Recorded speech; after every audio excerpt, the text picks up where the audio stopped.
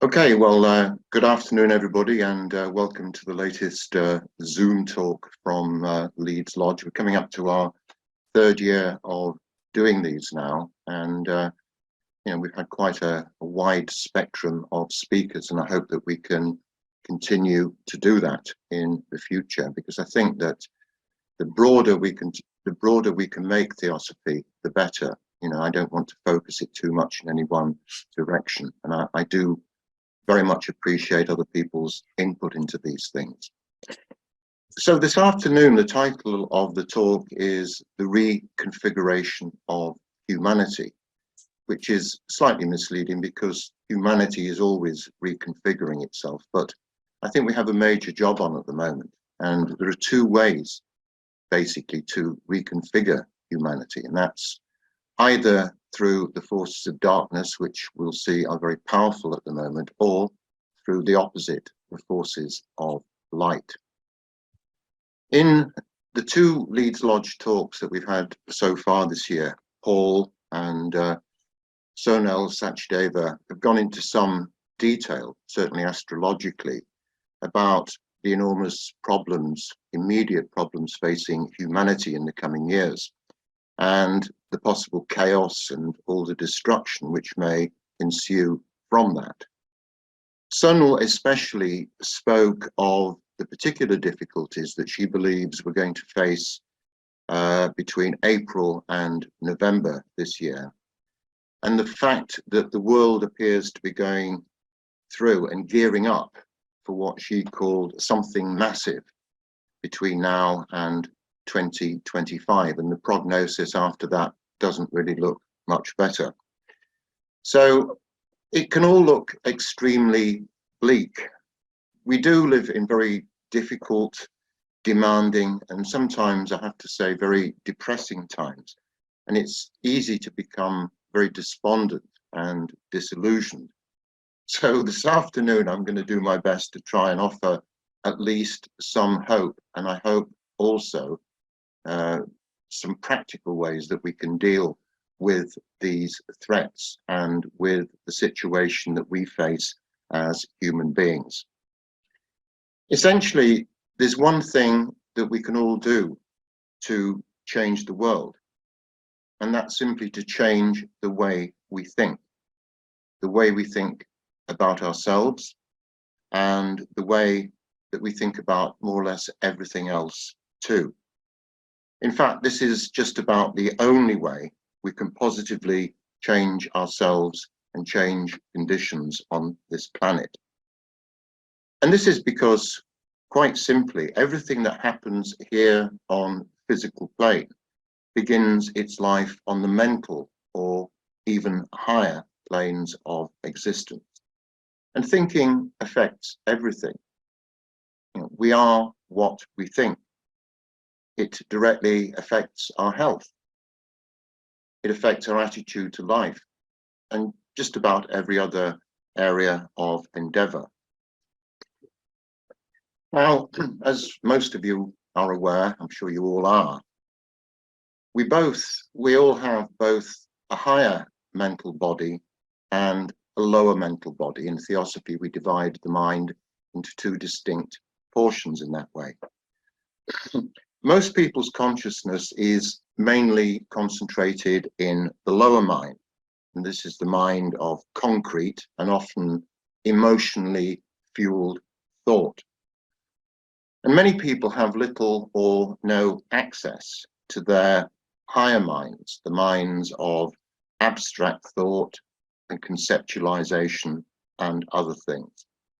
And even when people do occasionally get access to their higher minds, the desires of the lower mind, sex, food, wealth, power, fame, ego, all that stuff, are often in direct conflict with the aspirations of the higher mind. So there is, in many people, perhaps in most people, there is this eternal conflict playing out. The world itself, our planet, also has collective versions of these two types of mind. And this collective body is, of course, the accumulation of every one of the 8 billion individual minds at work on this planet at the moment. So consciously, or usually, more usually unconsciously, we all contribute to this mass mindset, which dictates how this planet will function. This is the nature of mass consciousness, and mass consciousness can be a good thing, but it can also be an extremely negative thing, particularly when we see how it plays out in wars, and we'll be dealing with the subject of war later.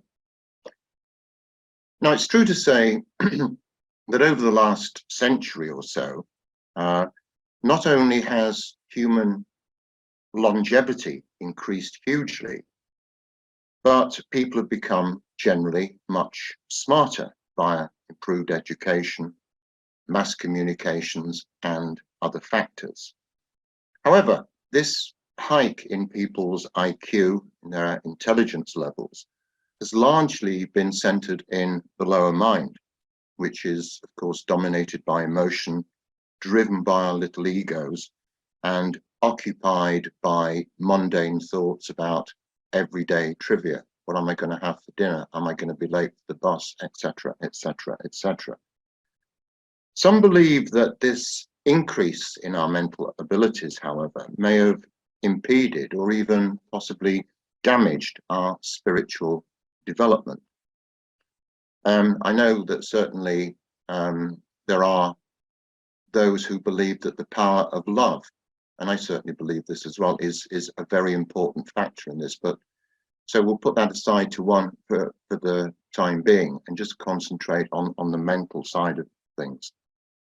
So definitely the focus now needs to be on opening and developing our higher minds, because this is the main center of creativity. It's the seat of altruism, and it's where we find ourselves appreciating that we have a dedication to service work of some kind. And these things are all very, very important for us. And I think probably most of us here would accept that. Now, I perhaps don't need to say this, but I will anyway. It's necessary to point out that the esoteric view of mind is completely different from that of exoteric mainstream science, which insists largely that the brain is the only seat and the only generator of consciousness.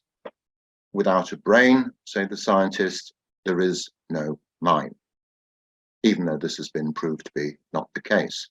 But occult science, of which we're all exponents and students of, occult science takes a diametrically opposed view and asserts that the mind exists beyond the human form, and that the brain is merely a processor of consciousness purely on the physical plane.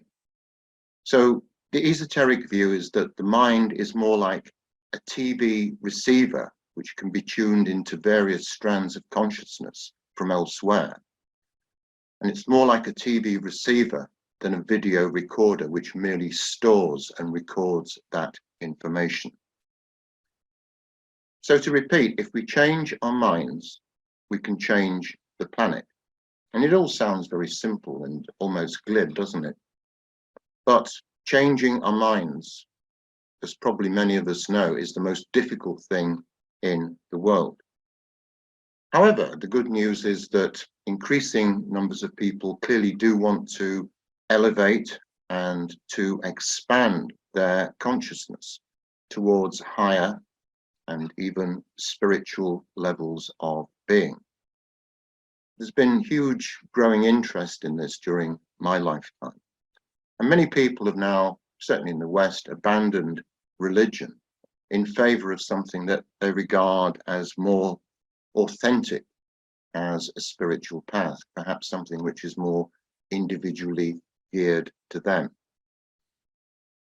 Individually and collectively, more and more people have come to regard themselves as evolving souls who are currently occupying human bodies. These souls are on an infinite spiritual adventure, if you like. Although this still remains in our materialistic world very much a minority viewpoint. It's true to say that the majority of people don't really have that much interest in soul identity. I heard a very interesting talk by one of our good friends, Ted Capstick, the other week, in which he came up with this very interesting figure that only around 8% of people, 1 in 12 or thereabouts, are in any way soul connected. I'm not sure where this figure is derived from, but it strikes me as being a very interesting one and worthy of consideration. But for most of the time, even people on the spiritual path are often subsumed by all the demands and the rigors of the material world in which we find ourselves. And we can't ignore the material world, we're part of it. But we just have to understand that it's not the only world, there is another one, or other worlds as well. And of course, throughout history, many enlightened people, and indeed the quantum physicists, have really informed us that the physical plane is pure illusion anyway. So just to remind you, the meaning of life, the purpose of human existence is one of progressive and cyclic evolution via reincarnation and its moderating principle, the law of karma, otherwise known as the law of cause and effect. Both Theosophy and the Ageless wisdom tradition generally are centered on gaining a deeper understanding of this everlasting process, especially the evolution of consciousness. Last week I spoke a little bit about the mystery schools of old and how I thought they might become revived in the modern era. And these were all about teaching the secrets of death and the continuity of existence.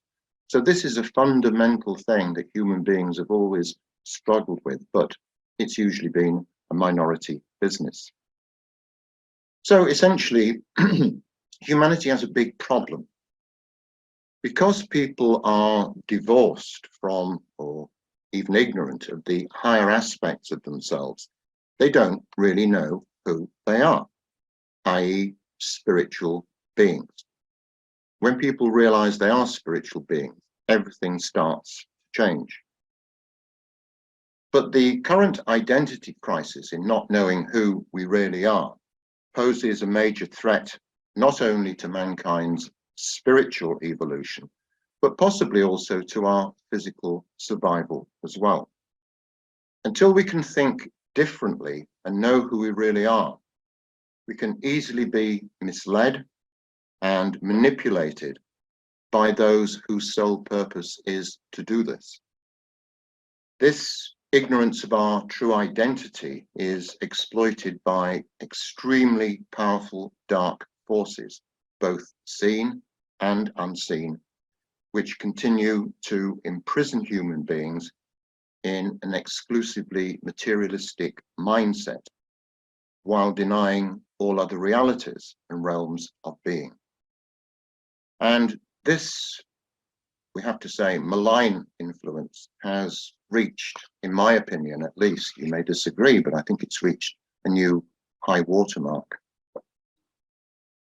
So, stupidity, religious and scientific fundamentalism, and sheer self-limitation on the part of many human beings have also severely impeded both our aspirations and our developments. But this is the way that these dark forces would probably prefer it. Because at present they are, and I can't stress this too much, they are extremely powerful, exerting a dominant and degrading influence on this planet. Although I think there are signs that these forces may, after a very long time, be showing signs of weakening. I hope I'm not being overly optimistic about that. But none of it needs to be this way. We've allowed things to become this way to some extent. We can have a mental revolution instead of just remaining in ignorance and clinging to various forms of bigotry. We can choose to wake up if we want and see what's really happening and explore and examine who we really are as human beings. I think more and more people are beginning to appreciate and acknowledge and indeed stand up to some of these anonymous and deeply evil empires of elites which rule every aspect of life on this planet at the moment. And if they do this, people can also start to appreciate their own spiritual potential, their evolution, and their true destiny. And I have to say, if only a tenth of what these dark forces are reported to be planning to do, it still represents a catastrophe for humanity. So we face unprecedented threats of all kinds, numerous different threats. I don't think we've ever in our lives faced multiple threats the way we face them at the moment. And a great many of them have been deliberately manufactured to instill fear, to enforce control, and to erode resistance to all this sinister skullduggery. Now, we have a bit of a problem here, so I just need to go off at a tangent for a moment. Often when you mention these dark forces and identify the plans, the reported plans of the individuals and organizations involved, immediately many people start using phrases like, oh, it's just a conspiracy theory. Well, I should tell you that the phrase conspiracy theory was actually cooked up by America's Federal Bureau of Investigation, the FBI, as a means of discrediting people who were saying the wrong things, or who were departing from the mainstream narrative, or were being somehow controversial or heretical in any way. So that's where this phrase actually originated. Now, in the modern era of the internet and all terrible social media and all the other things, some people believe that virtually everything is a conspiracy theory. Others believe that nothing is a conspiracy theory. And then many of us lie somewhere in between that. I mean, I take a middle road because having been a journalist for around 55 years, I certainly know there are conspiracies because I've uncovered quite a few of them during my career. And looking at things as objectively as I can, it's not always easy in the modern world. Weighing up the facts as I know and I've checked them, the world does seem to be an increasingly conspiratorial place. And not only that, it seems to be becoming much more criminalized as well. So these shadowy but deeply interconnected elites are the devious criminal masterminds. They're the paymasters and the beneficiaries. The governments and corporations act as their enforcers and extorters. And it's a cozy and very profitable relationship. The agenda which they are putting forward, and which is quite open, is extremely worrying. And the toolbox of these forces is extremely extensive. Now, one of the things which has characterized life on this planet for the last 109 years is war. We've been in a state of perma-war since the start of the First World War back in 1914. And if you look at your history books, you'll see there's hardly been a day since then, hardly been a day in human history when human beings haven't been fighting each other. Some people who study esotericism regard the First and Second World War as a single conflict. But as soon as that ended, there was the Iron Curtain, the Vietnam War, the Korean War, the various Middle Eastern wars. So we've had, and the Balkans War in the 1990s, which I was unfortunate enough to have to cover as a journalist. So this state of war has existed for a very long time, and we'll try and explore why this is. I did mention some of these things in a talk I gave last week. But what it boils down to is that one of the chief players in the dark forces are the arms manufacturers, and every day is a payday for them. as well as the military-industrial complex. The military-industrial complex, you'll recall, is a phrase coined by former US President Dwight D. Eisenhower, just as he was leaving office, to highlight the threat and the huge influence of the soldiers, the military, and the weapons makers forming their own lucrative alliance and monopoly. So we basically face a very strong struggle, almost a battle of life or death, against those who quite clearly are trying to destroy human spirituality, dignity, and identity. We've got a world now where 1% plunders and steals from the other 99%. The rich are getting richer and the poor are getting poorer. We have to now just explore a little bit about the nature of these forces of light and the forces of darkness. People talk about them all the time, but people mean often very different things by them. I'll try and explain what my view is of this. And it really goes back to the times of Atlantis, 12,000 years ago, and maybe even before that. And during Atlantean times, we're told there was a split in humanity, a bifurcation of the people of Atlantis. And one particularly malign group, known as the Lords of the Dark Face, became very arrogant and materialistic, using various forms of black magic and technology to control nature's forces. By black magic, we mean selfish, manipulative, acquisitional magic for personal gain in some way. White magic is the complete opposite. It's impersonal magic to help other people, to help the world, to heal and to do positive things. And white magic can be as strong, if not stronger, than black magic. So back in Atlantean times, these dark lords, as we'll call them, were at war with the lords of the Shining Face, who were a different group of Atlanteans whose guiding principle was that human beings are evolving spiritual beings. And this turned into a conflict, a war even, and this is said to have played a part, or maybe been solely responsible for the destruction of the final part of Atlantis 12,000 years ago. But ever since then, that war didn't end.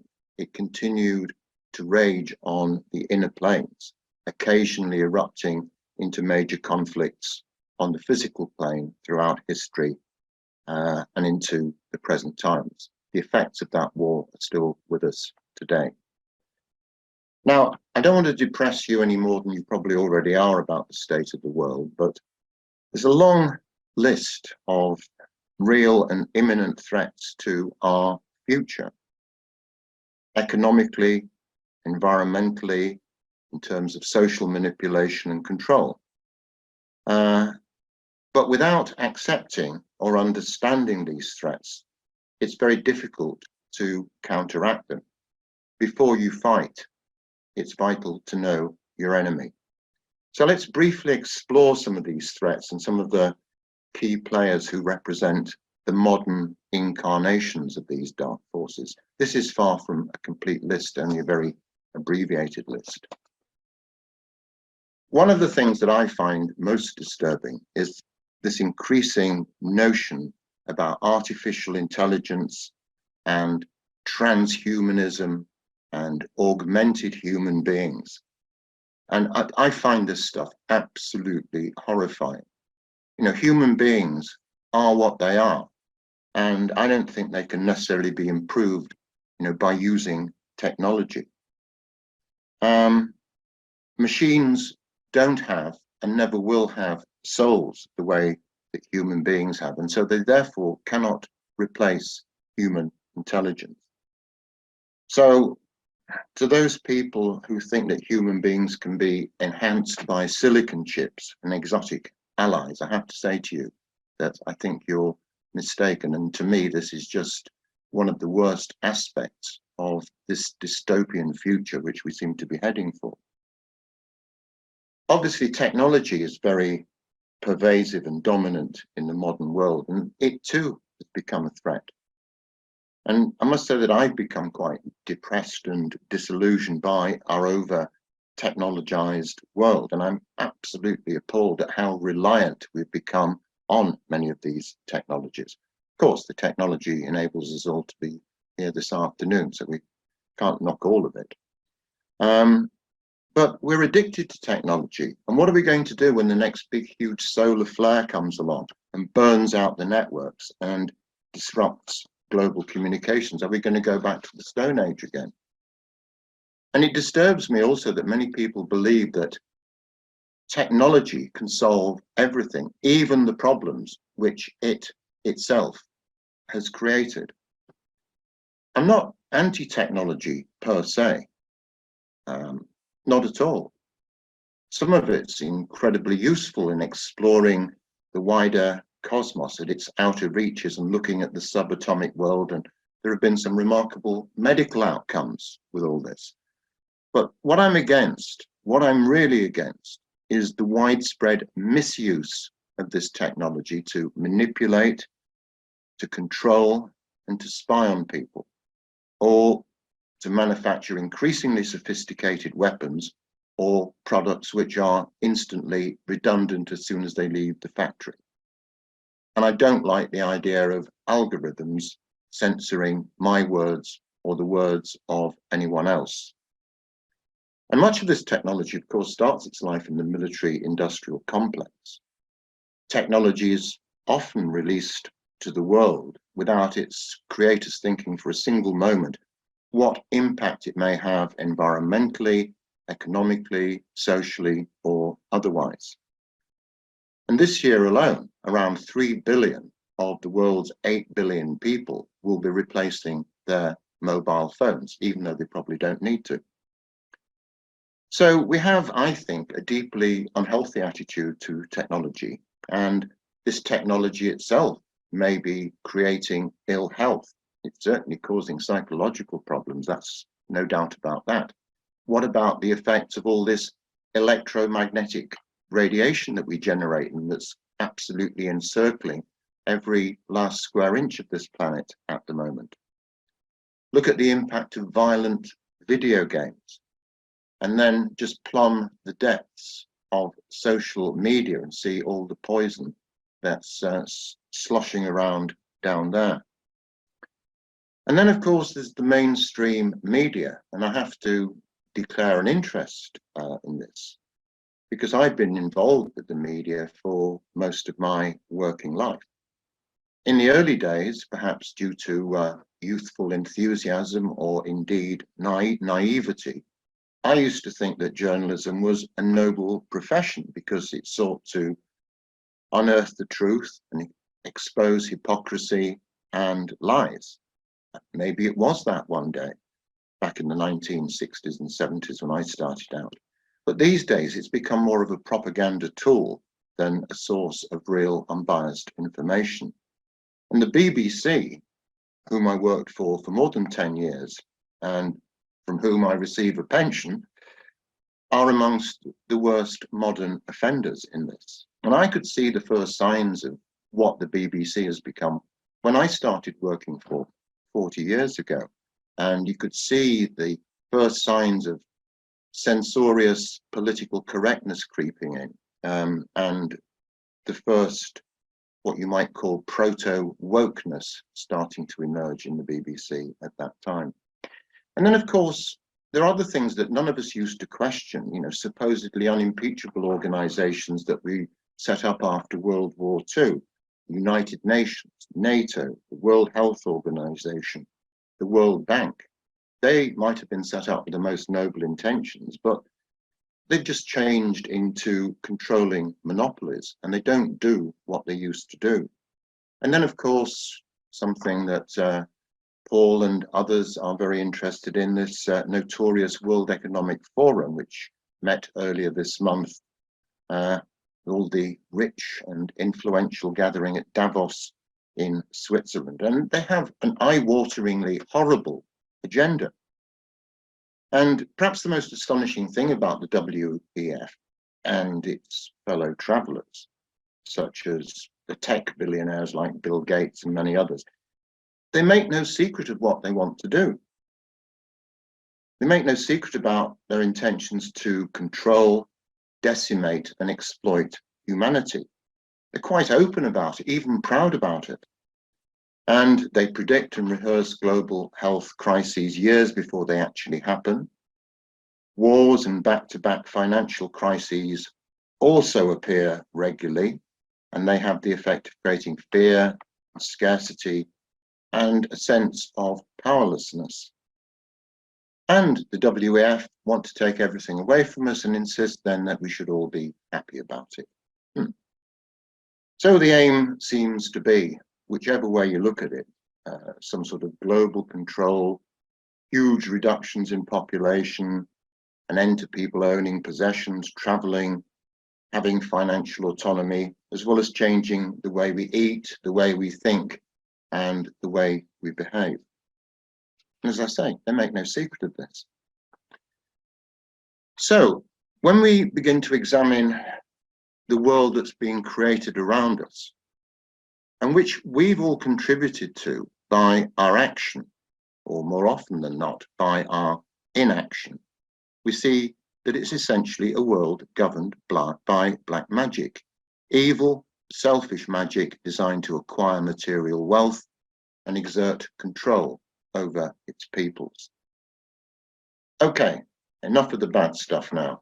We've seen where we are, and you either accept some of it or all of it or none of it, and that's entirely a matter for you. We've explored these imminent and what are to some people insurmountable threats. We now need to return to the practical and positive side of things. We need to consider how we can reconfigure humanity to withstand and overcome these menaces and make ourselves fit for the future. And perhaps the sad answer is that we probably can't, certainly not with the bulk of humanity. But, and this is a big but, a sizable and growing minority of people are able and willing to change the way they think, and therefore to counteract many of the negative influences in this world. And as we'll see shortly, it does only take a relatively small minority of people to do this. The ageless wisdom tradition, as we all know, draws on timeless, proven truths which have been acquired, checked, and rechecked down the ages. And these truths offer us well-tested ways of dealing with some of these threats. And these threats result largely from our own ignorance and wrong thinking. So we need to free our minds somehow from the shackles of mainstream thought and prejudices before we can begin to change our minds. And I repeat, we change our minds and we change the world. This isn't just wishful thinking, it's absolutely true. So as well as having a war waged on it by the elites, humanity is also in a kind of prolonged war with itself, physically, psychologically, ideologically, and economically. Where does all this originate? Where does everything originate? On the mental plane. Stopping wars and preventing conflict and tyranny and achieving anything else can only begin on the mental plane. And we have to say that humanity's natural aggression is going to be something that is very difficult to deal with. People often say that prostitution is the world's oldest profession, but it isn't. It's our capacity and willingness and desire to kill one another, which is by far the world's oldest profession. So anything we do requires intention, focused and concerted intention. because one of the most well-known occult maxims is that energy follows thought. A lot of people, of course, believe that thinking is essentially a waste of time, because thinking about things, they say, never changed anything. But this is the precise opposite of the truth. Only thought ultimately produces action. And human beings have incredible possibilities, incredible power within them. And they have stupendous, but as yet undiscovered potential. Religions haven't helped people to develop these wonderful human faculties. Indeed, some religions, like Christianity, have done their very best to reinforce the idea that human beings are weak, wretched, and sinful creatures who should feel guilty about being born in the first place. And then they have the notion of original sin, which is just poisonous ecclesiastical propaganda. There's no such thing as original sin. It's crazy to believe that there is. So Theosophy and the Ageless wisdom tradition have a rather more upbeat and optimistic approach in explaining the human condition. It clearly states, these traditions clearly state, that our minds and other vehicles of higher consciousness are our most precious asset. They're much more important than the bodies we happen to be inhabiting at the moment. If we have the minds of animals, then that's exactly how we'll behave. And some human beings do behave like animals. Theosophy clearly outlines route maps and processes and means for human and other streams of evolution to progress and even to accelerate that progress. Through long and often very painful processes of learning through experience, one day we will be promoted to much loftier realms, because our destiny is to become gods. But we may have to wait a little while for that. The Ageless wisdom enshrines the idea that there are, in fact, no limits to what we can achieve as individuals or as a species. It teaches us that there are no magic bullets except our own self-determination and our own efforts in exploring and improving ourselves.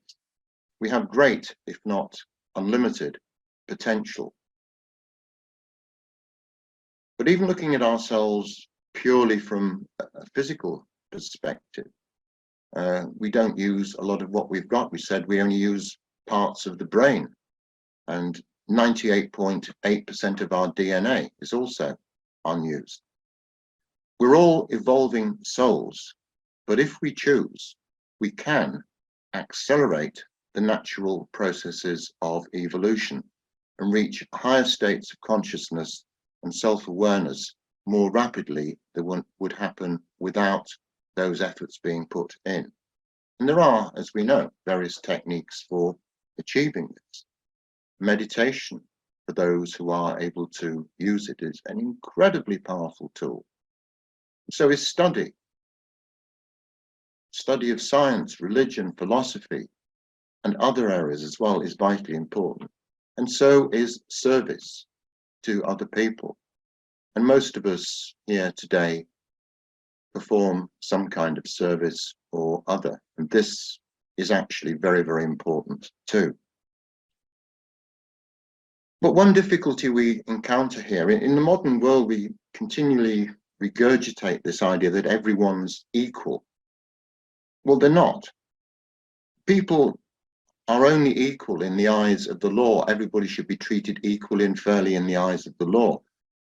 But mentally and spiritually, people display a vast spectrum of different abilities, ranging from those humans who still retain animal-like instincts, crude animal-like instincts, up to those highly evolved beings we know as the masters or the guides of humanity. And you can see this in every town, in every city, in every nation of the world. There are huge differences in individuals' states of development. And there's a good reason for this. If we look at the esoteric reasons behind it, it becomes quite clear. Because some people first achieved individualized souls and graduated from the animal to the human kingdom during a previous cycle of human development, which we know as the moon chain.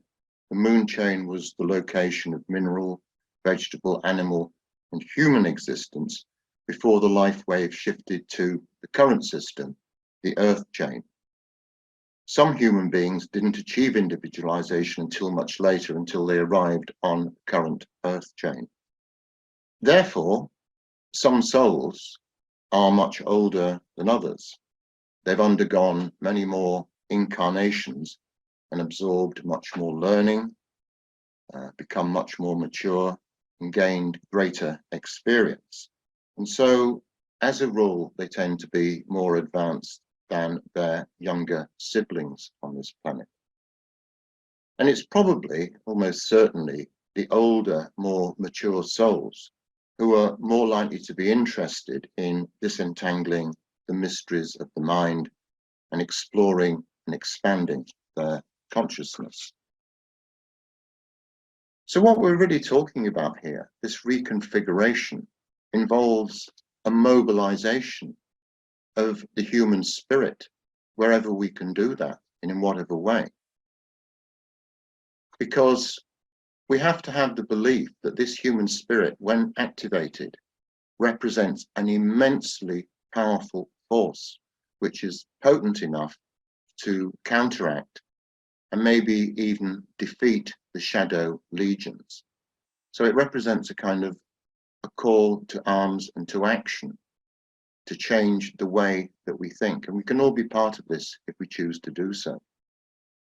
Intention is everything. And so, does it take the majority of humanity to reconfigure ourselves and the world? Thankfully, no. In fact, it doesn't take that many people at all. Big developments in history have been carried out by individuals or small groups of people. The transcendental movement, which emerged during the 1960s, came up with a very interesting idea, which they demonstrated actually worked. If you get the square root of 1% of the population meditating, doing good works, it actually then affects the rest of that population. They actually set up communities in some fairly deprived parts of the country. One of them was in Skelmersdale in Lancashire, one of these new towns, which they built in the 1950s and 60s. And it was a terrible place, full of crime, bad health outcomes. The transcendental meditation people came along and set up a centre there. And within a year, the crime rate had dropped around 30%, and visits to doctors had also fallen. The streets were cleaner. So it was having an effect. So if this small number of people can achieve such big things, if we scale that up to the population of the world with just over 8 billion people, the square root of 1% of that, if my mathematics on the back of a fag packet are correct, is a little under 9,000 people. So this is something we should think about as we think about changing our minds. Right, I've been speaking for 3/4 of an hour, so I think I'll wind up there. I hope you have some questions or comments or contradictions or whatever, but it'd certainly be very nice to get your thoughts on this. Thank you very much for listening.